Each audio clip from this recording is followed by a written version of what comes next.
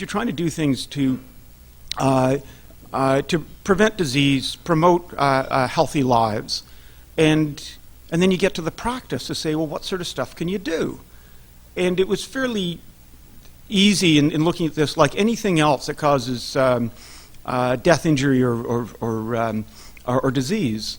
You know, what are the interventions you have? You do things to try to get people who are engaging in dangerous activity to stop doing it. Like saying, so you're having unprotected sex with strangers, let me tell you why you shouldn't do that anymore. And you do things to reduce the risk for people who are going to engage in the activity. So if you're going to have sex with strangers, use condoms. If you're going to be playing house league hockey and you're going to play goal, get good equipment. 17% of all deaths in Canada this year, they'll attribute to direct result of cigarette smoking. And yet, as much as we demonize nicotine, nicotine isn't the reason they're dying. They're dying because they're sucking smoke into their lungs. So anything that we ingest by sucking smoke into our lungs will cause the diseases smoking causes.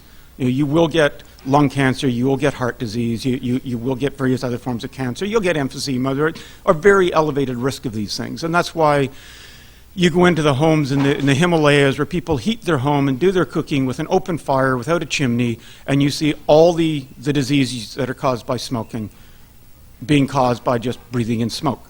So essentially, policy should come down to 4 simple words. It's the smoke stupid. Could we now solve the problem we have with smoking by essentially innovative technology again, re-engineering nicotine? So in effect, it's a back to the future. Let's figure out, can we give people nicotine without them sucking smoke into their lungs? So I think what we've got is a classic example of a really simple idea that get your nicotine without the smoke. It's the smoke stupid.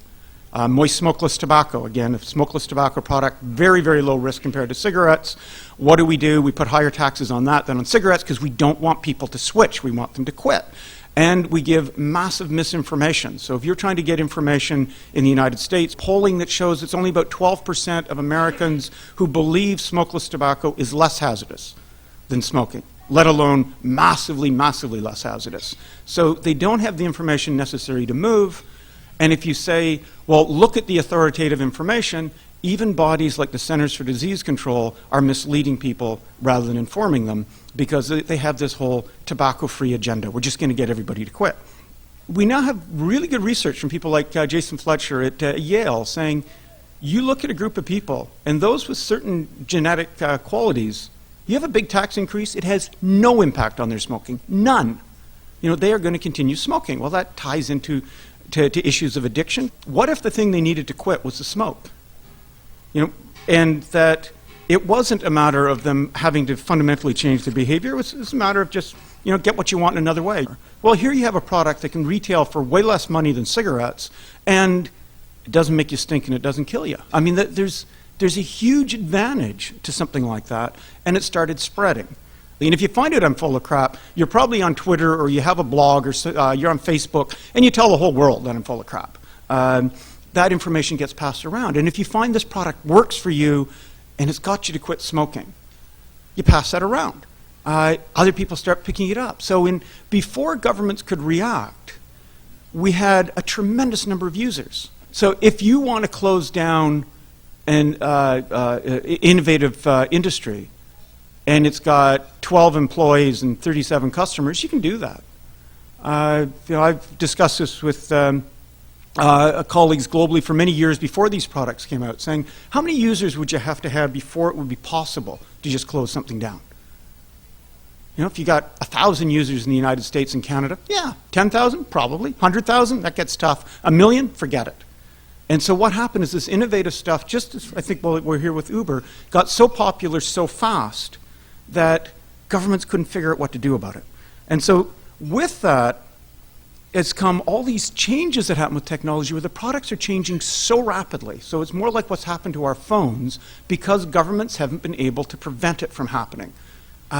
So they're getting ever better, they're segmenting the market. We're getting consumers deciding how to use a product. And I think that we're on the verge of being able to leverage the innovative technology we have now to get the sort of breakthrough that we've seen in other issues of public health. You know, the reason that we eventually did get things like the Green Revolution or the eradication of smallpox or pure water, that there's a chance for phenomenal breakthrough The science is really, really clear. The demand is there. The market exists. We're seeing what the solution can be, and we know the products we have now, 10 years from now are going to look like flip phones look to us now. It will change if we allow it to happen. It's a matter of opening that up to allow it to happen, and the role that we in dealing with law, with policy can play in causing that to happen. Thanks.